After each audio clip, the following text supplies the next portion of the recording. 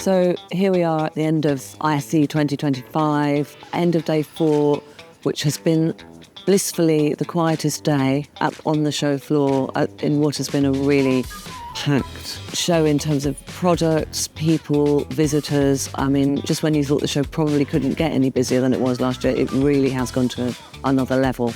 Absolutely crazy first couple of days this year, just busy beyond belief, to the point that it's almost getting a little bit hard to attack this show the way that we used to. I'm sure the first time we came here, however many years ago it was now, you could still get from one end of the exhibition centre to the other in maybe 15 minutes if you really had to.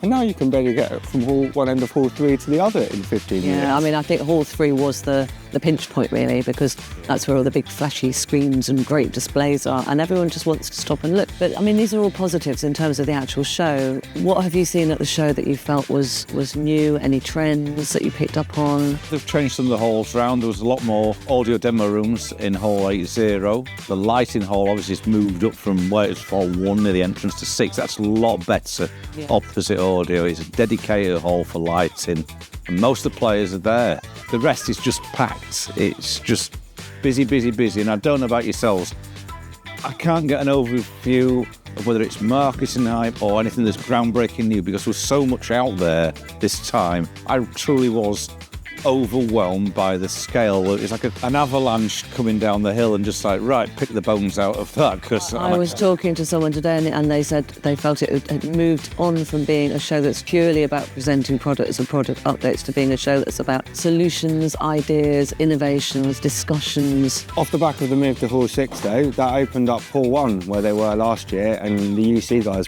have moved in there. Quite a few people that I was seeing in Hall 2 and 3 last year, now over in Hall 1. And actually they love it there because it's a little bit quieter. Well, the other side of the coin to that is where the lighting people have moved into Hall 6. I've heard that described as a mini LDI. 3 is an interesting hall. Everything's in there. You got Samsung and LG dominating the middle with quite a few other screen companies, and it was impossible to move around 3 the other day.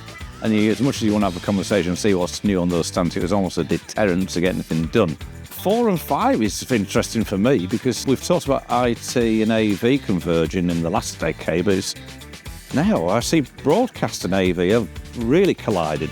We talk about mini LDI, that's a mini IBC down there. This show has definitely been a big part, played a big role in making that happen. Bravo to the organisers though, wouldn't you say?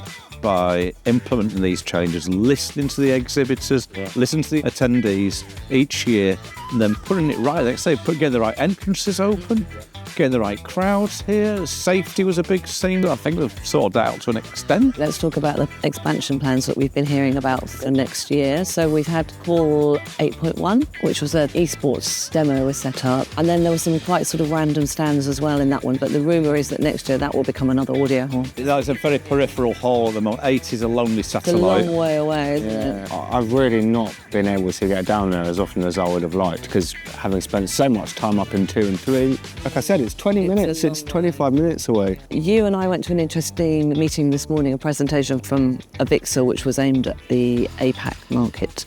But the overall global picture is that AV is poised to get, it's going to outstrip GDP in most regions around the world, particularly in India and China. So this show is just going to get bigger. And actually, that's the strength of this show. It is truly international. Yeah. So what I love about this is you do just get to see everybody here. We've always talked about going to the next level with bigger screens, better speakers, better technology, shiny, glistening AV technology.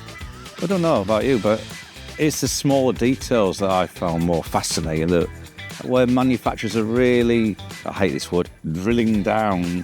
I went on the Riedel booth and they had a ref mic with a headset for the referees that specially adapted with a camera in it.